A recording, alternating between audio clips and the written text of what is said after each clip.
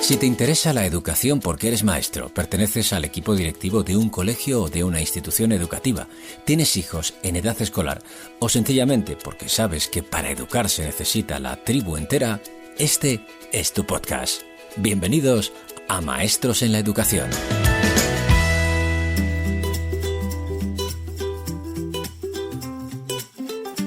Maestros en la Educación, el podcast de Escuelas Católicas. Bienvenidos al 27º episodio de Maestros en la Educación, un nuevo episodio en el que seguiremos profundizando en el lema del próximo Congreso de Escuelas Católicas, Ser, Estar, Educar, con nombre propio. Con el invitado de hoy tenemos un nombre propio absolutamente excepcional y gracias a él vamos a adentrarnos en el estar de ese lema que quiere ser reflejo de la importancia de las personas para nuestras escuelas. Soy Victoria Moya y estoy aquí para hablar contigo de educación. Maestros en la Educación, el podcast de Escuelas Católicas. Nuestro invitado de hoy es catedrático de Filosofía en la Universidad de Barcelona, donde da clases de Filosofía Contemporánea y dirige el grupo de investigación Aporia, dedicado a la relación entre filosofía y psiquiatría. Ha publicado una docena de libros, entre los cuales se encuentran La resistencia íntima, que obtuvo el Premio Ciudad de Barcelona y el Premio Nacional de Ensayo, La penúltima bondad y Humano más humano, una antropología de la herida infinita. Acaba de publicar un nuevo ensayo, La escuela del alma, de la forma de educar a la manera de vivir, un regalo para nuestras escuelas que cruza los umbrales para invitar a quedarse en la escuela del alma. Josep María Esquirol está e invita a estar, a quedarse para siempre en la escuela como concepto. Desde su atalaya filosófica aterriza en la escuela y lo hace con 10 notas de felicidad a modo de bienaventuranzas que vamos a intentar desgranar en esta entrevista. Maestros en la Educación, el podcast de Escuelas Católicas. Josep María, bienvenido a Maestros en la Educación. Es un honor tenerte con nosotros. Muchas gracias por la invitación. A ti, por acceder a estar aquí. Vamos a hablar de más cosas, obviamente, ¿vale? Pero quería empezar con nuestro 17º Congreso de Escuelas Católicas, porque las últimas entrevistas de este podcast las estamos utilizando como introducción a este nuevo congreso que celebramos en noviembre. Nuestro objetivo en esta ocasión es poner en valor la figura y el nombre de todas las personas que forman la comunidad educativa, ¿vale? Tú has participado como ponente en nuestro anterior congreso y, de hecho, en tu último libro hablas de él sin nombrarlo, que lo he pillado yo por ahí, porque de un título que no te convencía, lograste llegar a otro, justificándolo incluso, del porqué del encuentro a la gracia del encuentro, decías. Primero, he de reconocerte que es un honor que alguien como tú cuestione nuestro título. Segundo, te pregunto, sin miedo, ¿qué te sugiere el título de nuestro próximo congreso? Que es Ser, Estar, Educar, con nombre propio. ¿Crees que es importante, Josep María, hablar de las personas concretas que hacen posible la educación? Sin duda alguna sí, porque ocurre algo que es muy evidente, pero que a veces pasa desapercibido. ¿Y qué es lo que ocurre? Pues lo que ocurre es que la vida humana, aunque a veces hablamos de ella en genérico, como ahora mismo acabo de hacer, la vida humana, un sustantivo abstracto, sin embargo, lo que en verdad se da, y siempre se da, y solo se da, es la vida de las personas concretas. No hay algo así como la vida humana. Tampoco incluso deberíamos a veces matizar denominaciones como la humanidad o la sociedad, porque son palabras pertinentes, pero son palabras abstractas, es decir, literalmente están extraídas de una base real, de una base material, existencial, que es la de las personas concretas, la de las personas concretas singulares, cada una de las cuales tiene un nombre, un nombre propio, ¿no? Entonces, no olvidar esto es fundamental. Pero ¿qué ocurre? Lo que ocurre es que la tendencia a la abstracción y la tendencia a llevar a cabo un discurso aparentemente más científico implica muchas veces el abandono de la base concreta para utilizar de una manera más ágil conceptos abstractos. Por lo tanto, a mí me parece muy bien el título que habéis escogido, nombre propio, no, es verdad. Y además ocurre otra cosa. A veces los títulos hay que dejar reposarlos.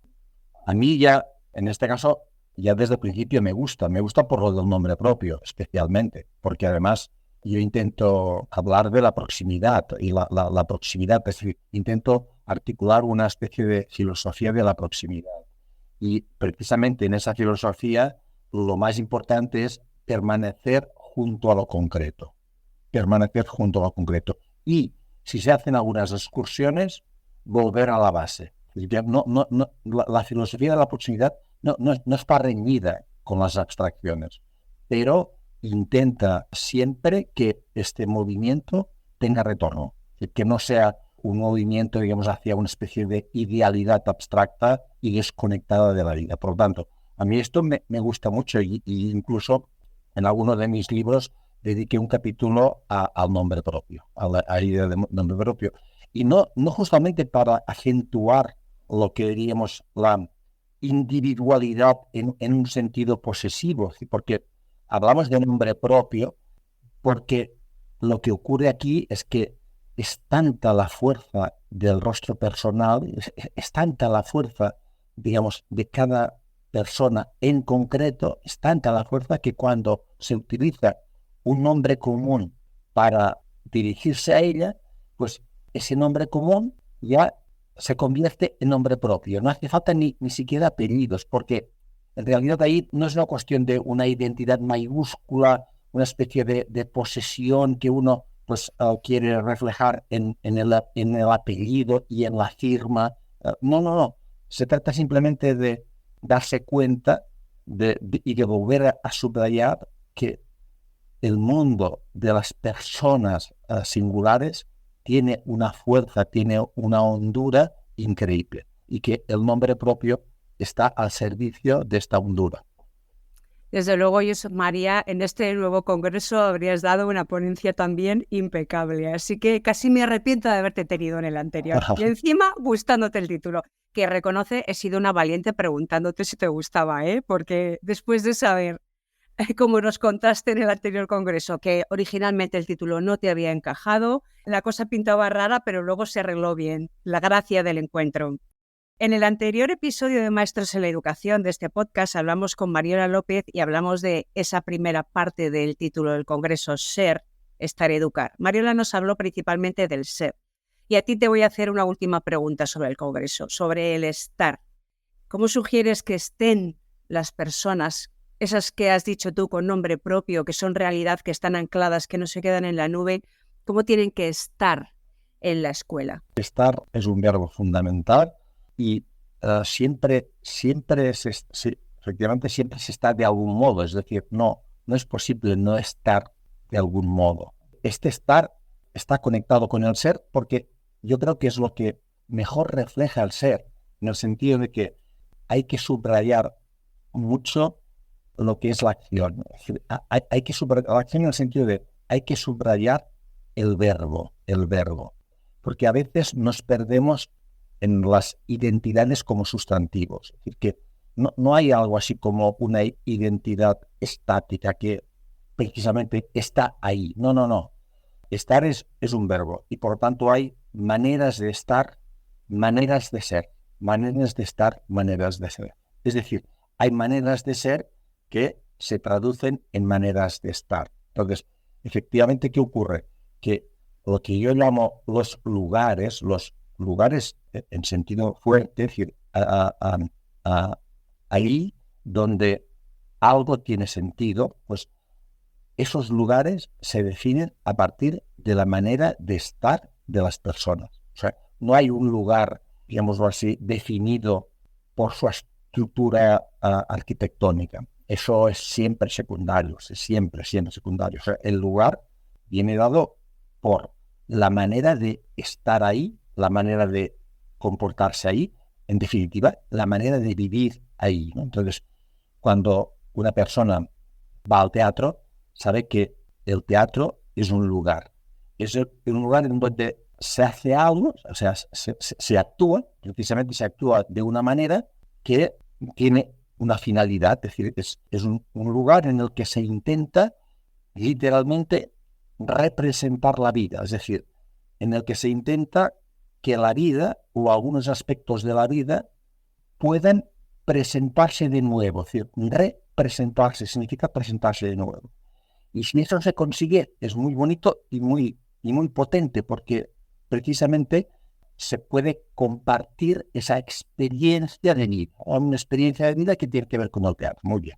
¿Qué ocurre con la escuela? Pues lo mismo. Es decir, escuela es un lugar que viene definido, viene constituido por una manera de estar, una manera de habitar, de vivir la escuela. O sea, a mí la expresión vivir, la manera de vivir el lugar, me parece muy adecuado. ¿Por qué? Muy adecuada esta expresión, digo, porque en cierto modo la manera de vivir el lugar conjuga tanto, digamos, lo que podríamos llamar el verbo ser como el estar. El verbo ser y el estar se coordinan perfectísimamente en el vivir. O sea, entonces, ¿cómo se vive el lugar llamado escuela? O mejor dicho, ¿cómo se vive de tal manera que ese vivir crea escuela, crea un lugar que llamamos escuela? Evidentemente, hay formas de vivir distintas porque las personas que intervienen en ese lugar son distintas, ¿no? Entonces, son distintas en el sentido de que aquello que están llamadas a realizar no es lo mismo. Entonces, la maestra o el maestro, el docente, lleva a cabo algo que tiene sentido. Y los alumnos, las alumnas, los estudiantes llevan a cabo ahí algo que tiene sentido. Eso que se lleva a cabo, en ambos casos, tiene que ver con el mundo. El mundo en un sentido amplio. El mundo significa aquello que es digno de atención, aquello que es bonito, aquello que es bello, aquello que es profundo, o aquello que es importante, aquello que es grave y que merece atención.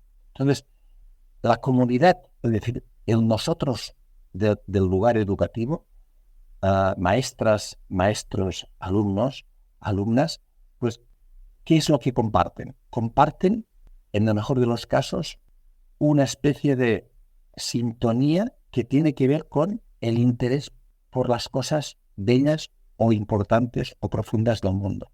Y lo que ocurre es que precisamente se crea comunidad, porque la comunidad humana no se crea tampoco en abstracto. Es decir, no hay una comunidad sin algo, es decir, sin una pasión que precisamente genera esta comunidad.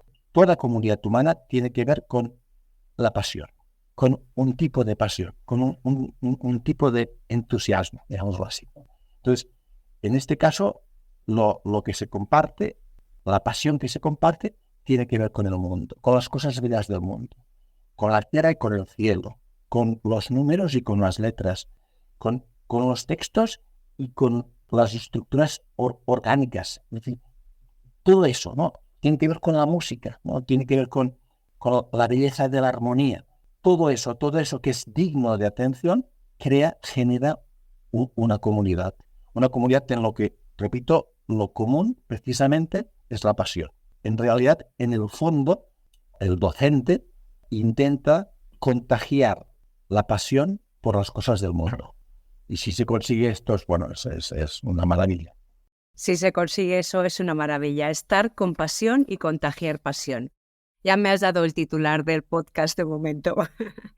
Pedro Huerta te ha hecho una entrevista con un resultado para mí sublime para la revista de Escuelas Católicas, tanto por sus preguntas como obviamente por tus respuestas. Hablando con él precisamente para no solaparnos, para complementar un poco estas dos entrevistas, él me hizo notar una frase que le enamora de tu libro, quizá porque él tiene un blog que se llama Vivir a la intemperie y se ha sentido un poco reconocido en esa frase, que dice así: la palabra atempera la intemperie. Soy una convencida del poder de las palabras. Las palabras hieren y las palabras sanan y demasiado a menudo las usamos sin el cuidado que merecerían. Háblame de cómo sientes tú que la palabra atempera la intemperie. Aquí lo que ocurre, en primer lugar, es que a veces hay cosas que tienen una apariencia pero que solo tienen la apariencia. Y detrás de esta apariencia no está lo que debería. Quiero decir que hay a veces apariencia de palabra, pero en realidad no hay palabra, sino que casi que lo único que hay es lo contrario de la palabra. La palabra, tal como yo lo entiendo, nunca puede herir, nunca puede herir. Una palabra que hiere, una palabra que hace mal, una palabra dañina, es una antipalabra. Lo que ocurre es que lleva el nombre de palabra. ¿Por qué? Pues porque en nuestro mundo, lo sabemos, hay muchas cosas que son simples aparadores, es decir, son apariencias, pero no son verdades, no hay verdad ahí, no hay verdad. Entonces, es obvio que yo digo, con el lenguaje, digámoslo así, con el lenguaje puedo herir, pero cuando con el lenguaje hiero a alguien o hago daño, es lo mismo que si utilizara un arma blanca o un arma de fuego, es decir, que ahí la palabra podría ser perfectamente sustituida por un cuchillo. Ahí la palabra tiene un carácter estrictamente instrumental. En cambio, ¿qué me parece? Pues que la esencia de la palabra, es decir, que la esencia de lo que llamamos la palabra humana, tiene que ver con el intento de celebrar o de consolarnos. Es decir, que con la palabra, dicho de otro modo, nos cuidamos a nosotros mismos y a los demás. La palabra, en este sentido, se parece al canto. O sea, aquí, digamos, una pista valiosa es el canto. Es decir, ¿por qué? Porque el canto, de cierto modo, expresa la esencia de la palabra. Es decir, un canto sin alma no es canto, es decir, es una cosa que parece un canto, pero no va a ninguna parte. Pero, en cambio, cuando realmente un canto es de verdad, es porque en él hay vibración y hay calidez. Hay calidez. ¿Qué es lo que ocurre aquí? Que la palabra es, en este sentido, la esencia de la palabra, y cuando la palabra es de verdad, es, en este sentido, algo que nos abriga. Es decir, algo que nos ampara. Y lo importante, hay que subrayarlo, no es tanto la palabra como elemento lingüístico, sino el alma de la palabra. Es decir, que la palabra a veces incluso es silenciosa. Hablamos a veces con la mirada.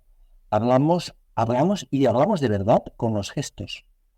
Hablamos y hablamos de verdad con nuestra presencia. Es decir, que hay un tipo de compañía que ni siquiera necesita de las palabras en sentido lingüístico, pero sin embargo es una compañía enormemente elocuente. Pues bien, yo hablo en este sentido de la intemperie y de que en la intemperie esta palabra, que a veces incluso es silenciosa, lleva la función de abrigo, de amparo. Me quedo embelesada escuchándote hablar sobre las palabras y sobre también la elocuencia del silencio. Eso es fundamental. De todo lo que hablas en el capítulo que se llama Felices los que vuelven a la escuela del alma, tomarán apuntes en una libreta. Pedro sabe que soy de tomar apuntes en una libreta, a pesar de mi agenda digital, de todas las aplicaciones que utilizo, del ordenador, del teléfono móvil. Se ríe un poco de mí, aquí entre tú y yo, Ya no se escuchará, pero se ríe de mí. ¿Pero qué haces con la libreta? ¿Qué haces tachando? ¿Qué haces escribiendo? Pero toma prestada tu bienaventuranza y me la dedica. ¿Por qué, Josep María, anotar las palabras en una libreta todavía? A veces hay expresiones que son como maneras de introducir una reflexión. Lo que quería subrayar con esta referencia al tomar notas, al tomar apuntes, es que en realidad pues la vida, como todos sabemos y como tantas veces se ha repetido y mucho en poesías sublimes, la vida es un camino. La vida es un camino y lo importante es realmente intentar ir encontrando y persistir en un buen camino. Porque no es fácil, la vida no es fácil. Y por lo tanto, esta idea de camino se puede evidentemente repetir, pero al mismo tiempo hay que indicar que hay una dificultad en el camino mismo. Hay una dificultad en la orientación. Por eso hablamos del orientarnos y hablamos también de encontrar sentido. Todo eso, orientarnos, sentido, tiene que ver con el camino. Entonces, ¿qué ocurre aquí? Hay cosas que a lo mejor parecen minúsculas, que parecen pues pequeñas, que no son, digámoslo así, soles inmensos, pero que sin embargo actúan como pistas para ir haciendo este camino. Pequeñas pistas. Entonces, estas pequeñas pistas son muchas veces las que forman parte de este cuaderno de notas. Y no solo notas que también en este caso escribimos, que a veces también se escriben naturalmente, pero para ir persistiendo en el camino de la vida, persistiendo en un camino y para ir avanzando en los distintos tramos de este camino, es como si valiese la pena encontrar y detenerse y alimentarse de esas pequeñas cosas que no son tan pequeñas cuando uno atiende bien, sino que justo lo que ocurre es que esas cosas van construyendo, van delimitando este buen camino. Por decirlo de otro modo, a veces uno se pregunta por el sentido de la vida y eso es muy habitual en uno mismo, pero también cuando te relacionas con otra gente y sobre todo con estudiantes, pues esta pregunta sobre el sentido de la vida es muy frecuente. En algunas de estas ocasiones, a estas personas que me plantean esta pregunta o en estas ocasiones en las que sale esta pregunta, les digo, evidentemente esta pregunta es pertinente, la pregunta por el sentido de la vida, pero como es muy mayúscula y muy difícil de responder de una manera, digámoslo así, sencilla y clara, en cambio, uno puede a la vez plantearse otra pregunta, que es la de las cosas de la vida que tienen sentido. Es decir, uno puede ir del singular, a saber, el sentido de la vida, a las cosas de la vida que tienen sentido. Entonces, cuando uno se pregunta por las cosas de la vida que tienen sentido, la respuesta es más fácil. No, tampoco es que sea automática, pero es más accesible. Es decir, que uno puede empezar a decir algunas cosas valiosas de la vida que sin ninguna duda tienen sentido. Bien, pues cuando hablo del cuaderno de notas, me refiero a aquellas cosas de la vida que son pistas para el camino. Es decir, a aquellas cosas de la vida que tienen sentido. Y que sin duda alguna, al final, todas estas cosas en plural que tienen sentido tendrán algo que ver con el sentido de la vida en singular. También están esas pistas sobre el sentido y el no sentido en mi libreta. Comienzas tu libro hablando de la atención, que ya la has mencionado, le has dado alguna pincelada ahora en algún momento. Un bien tan preciado y un bien tan escaso hoy en día. Tú recuerdas que hace falta atención. Cuanta más atención, más manifestación de las cosas del mundo y más maduración del alma, dices. ¿Crees posible que mejoremos nuestra capacidad de atención en un tiempo en el que los diagnósticos a niños con déficit de atención está hasta escandalizando a los pediatras, en el que la atención es casi imposible en esta época de pasar el dedo en las redes sociales? Supongo que no en vano defines la escuela como aquel lugar, lo has dicho hace un momento en la pregunta anterior, aquel lugar donde se cultiva el alma mediante la atención a las cosas del mundo, las cosas bellas. ¿Crees que estamos a tiempo de salvarnos de la falta de atención? Como decía antes, las cosas son difíciles y el camino nunca es un camino, digámoslo así, cómodo, sino que requiere esfuerzo, requiere trabajo y hay que persistir en este movimiento.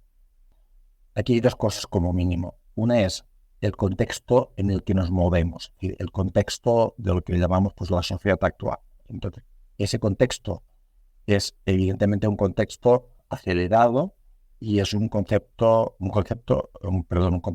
bastante no solo acelerado, sino disperso. Hay como un movimiento un poco caótico. Es decir, hay aceleración, pero no es solo aceleración, sino una cierta tendencia a lo caótico.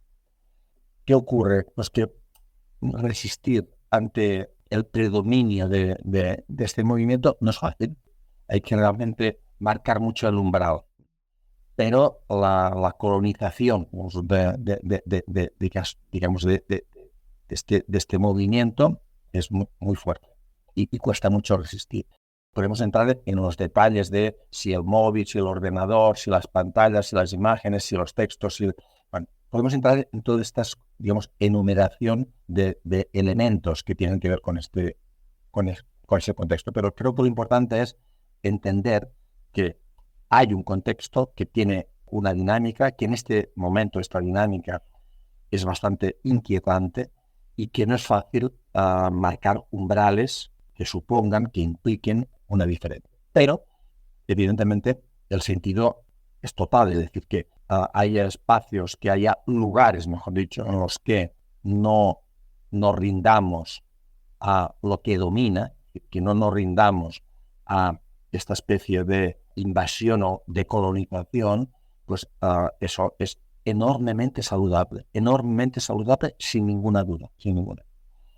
Esto por una parte. Por otra parte, cuando hablamos de atención, no hablamos solo de, digámoslo así, de una especie de situación esporádica, acotada, sino que hablamos de algo, de cierto modo, vago, es que tiene unos límites bastante imprecisos, pero eso es bueno que sea así. Es decir, que cuando, por ejemplo, decimos, es que hay personas atentas, ¿no?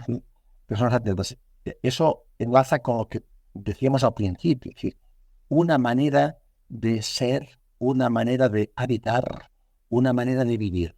Es obvio que a veces, pues, en determinadas situaciones, pues, uno puede prestar mayor atención a algo. Sí, es obvio, es decir, que hay ahí como una concentración, ¿no? Una especie de concentración del espíritu, del alma o de lo que sea, de uno mismo, ¿eh? No hace falta utilizar estas palabras. Uno mismo puede concentrarse y estar como muy abierto a algo que está ahí y que si tú estás abierto, pues eso llega con mayor facilidad y con más fuerza. Es evidente. Pero, en realidad, eso es como un entrenamiento, es decir, este tipo de ejercicio más acotado, más esporádico, más puntual, es un entrenamiento para una manera de ser, que es esa que se refleja en descripciones, como decía ahora mismo, de una persona atenta. Una persona atenta significa una persona que no está cerrada, una persona que está bien relacionada con las cosas que le rodean y con los demás. Esto es lo que significa una persona atenta. Fijémonos que en realidad tiene una dimensión moral obvia. ¿Por qué? Porque lo contrario de una persona atenta, en este sentido, es una persona indiferente. Es una persona más bien fría. Así, claro, ahí ¿qué es lo que cuando decimos que es una persona un poco fría o indiferente? ¿Qué es lo que estamos subrayando? Estamos subrayando una manera de ser, una manera de estar. ¿Sí? Esa persona está de un modo que no es muy humano. Es decir, ¿por qué? Porque esa cerrazón o esa frialdad es lo contrario del humano. Lo más humano del humano tiene que ver, sin ninguna duda, con la calidez. Sin ninguna duda. Por lo tanto, sí es verdad que hago un elogio y una defensa de la atención, pero hago este elogio yendo más allá de lo que habitualmente se entiende como algo acotado en el espacio, sino que hablo de eso, pero sobre todo de una manera de ser, atento. Sí, de una manera de ser atenta seguramente también salga más atención puntual de esa que hablas, evidentemente. No puedo avanzar sin preguntarte por el tiempo. Creo que aquí se va a traslucir un poco mi angustia por la propia sensación que tengo yo de falta de tiempo en mi vida, aunque creo que lamentablemente no hablo de un mal individual, sino más bien algo muy generalizado. Dices en tu libro que todas las personas deberían disponer de un tiempo y que lo contrario de la prisa no es la lentitud, sino el tener tiempo. Y que tener tiempo, y acabas de hablar también de esto, Tener tiempo es la condición de la posibilidad del cuidado. Claro, es que si no hay tiempo para cuidarse a uno, para cuidar a los que te rodean, entonces esto es imposible. ¿Cómo concibes esto? Explícanos un poco más. Bueno, no está mal cuando se hace un elogio de la lentitud. No me parece mal, ¿eh? Por supuesto que no. Lo que ocurre es que, a mi modo de ver, más que cultivar la lentitud, lo que hay que hacer es cultivar una comprensión de la vida humana en la que paradójicamente digo, esté presente la experiencia, esté muy presente la experiencia de la finitud. Esto, repito, es un poco paradójico. ¿Qué es lo paradójico? Lo paradójico es que muchas veces esta especie de vida acelerada en la que parece que no hay tiempo, en donde todo corre y uno está como desbordado, esa vida está situada en una especie de comprensión del tiempo como lineal y acelerada y además indefinido. Como si el tiempo fuese eso, una coordenada indeterminada, infinita hacia adelante, y nosotros como seres situados en esa coordenada. Y ocurre aquí que en este momento esta coordenada está, digámoslo así, subordinada a una especie de vector muy acelerado. Muy bien. Lo paradójico es que la vida humana está afectada profundísimamente por la finitud. ¿Qué significa eso? Significa que nosotros, cada uno de nosotros, sabemos desde muy temprana edad que el tiempo se acaba, Es decir, sabemos que la vida es finita. Sabemos que todo, y especialmente la vida de las personas, se termina.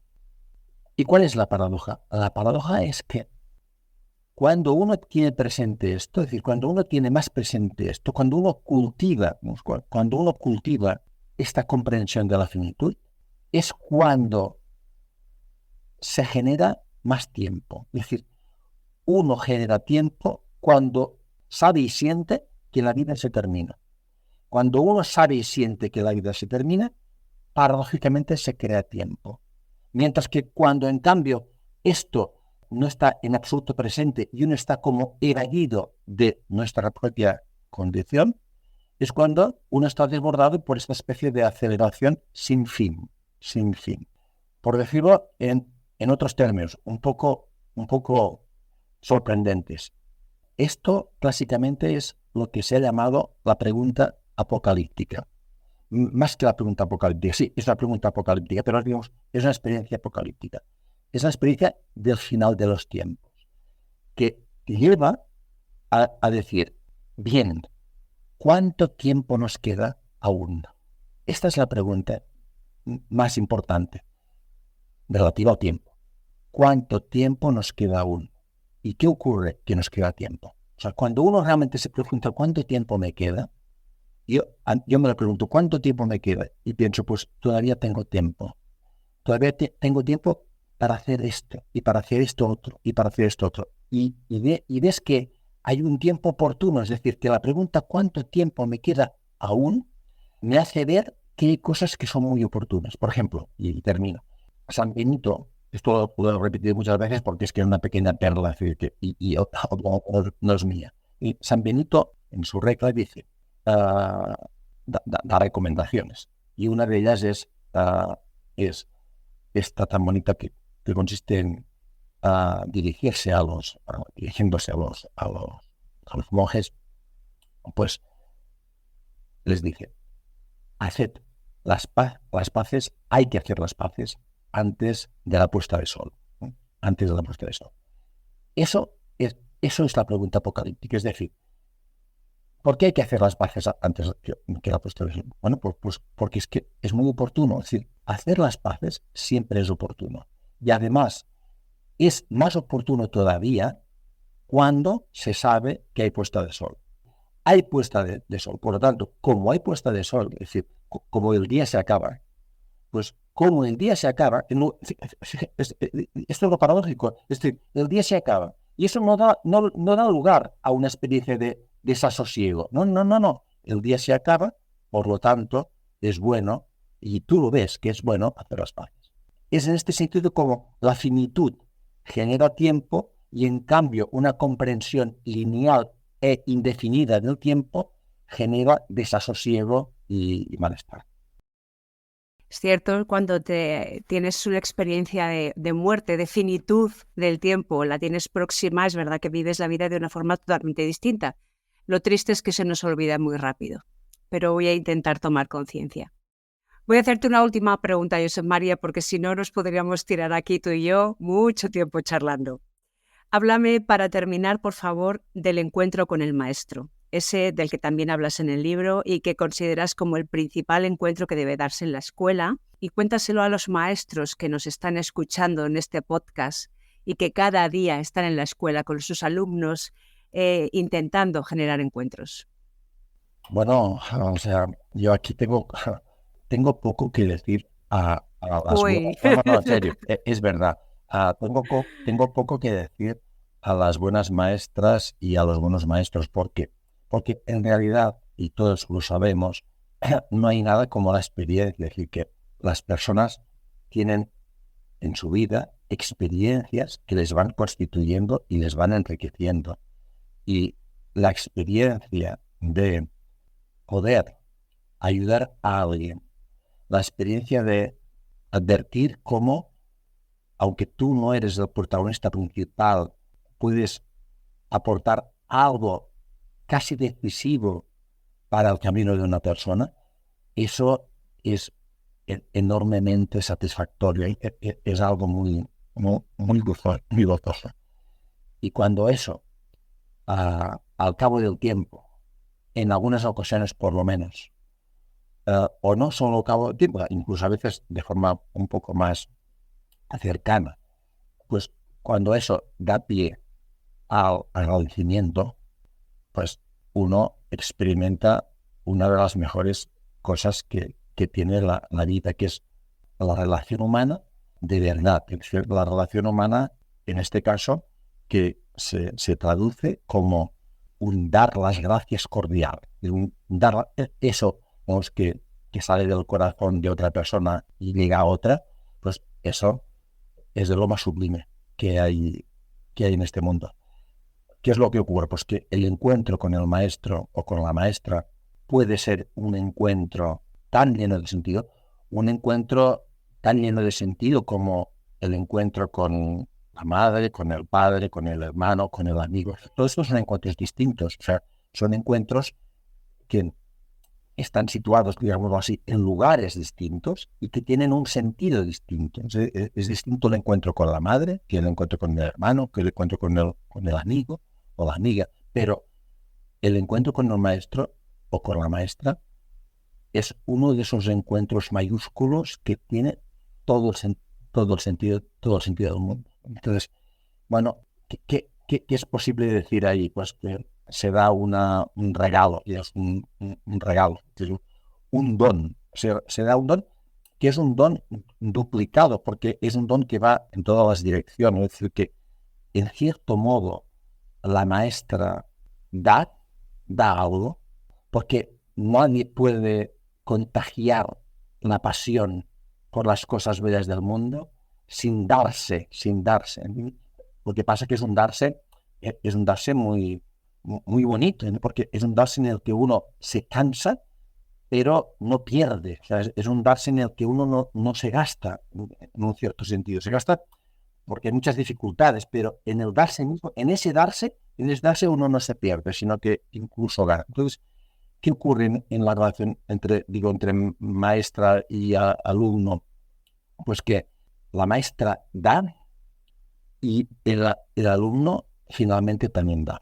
Uno da de un modo y el otro da de otro modo. O sea, dar las gracias, incluso esas gracias también pueden ser silenciosas, ¿no? Y eso, pues, el agradecimiento por la compañía recibida y por la pasión transmitida, eso, ¿no?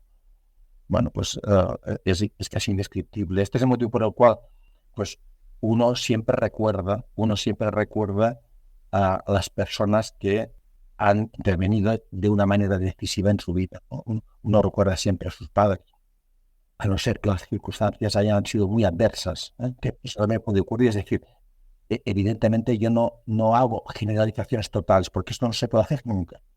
Porque las personas, eso que decimos de eso, son situaciones siempre concretas. Pero, ¿qué ocurre? Pues que en el mejor de los casos, uno recuerda siempre a sus padres, y uno recuerda siempre a algún amigo, y uno recuerda siempre a alguien que le ha ayudado. Tenga esta persona el título de maestro o de maestra o no lo tenga, pero uno recuerda a personas que le han ayudado a abrir el camino de su propia vida, y ese es el sentido del encuentro educativo. Y esa es la gran responsabilidad también.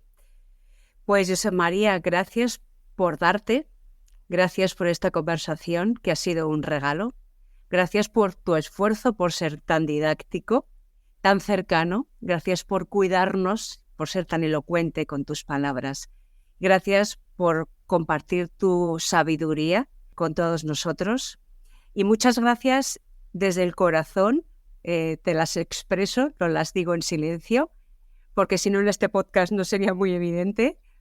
Gracias por esa cordialidad desde el corazón que nos has mostrado en esta conversación. Gracias por ser, por estar, por educar con nombre propio y gracias por acompañarnos como lo que eres, un maestro en la educación. Pues muchas gracias a ti por todas estas palabras y a todos vosotros por esta invitación tan amable. Seguiremos en contacto. Un saludo. Adiós. Estás escuchando Maestros en la Educación, el podcast de Escuelas Católicas. De la entrevista con Josep María Esquirol me quedo con algunas frases apasionantes.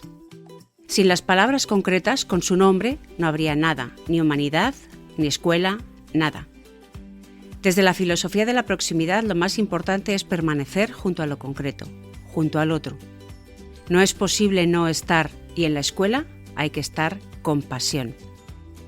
El nosotros de la escuela, del lugar educativo, comparte una sintonía que tiene que ver con el interés por las cosas bellas e importantes del mundo.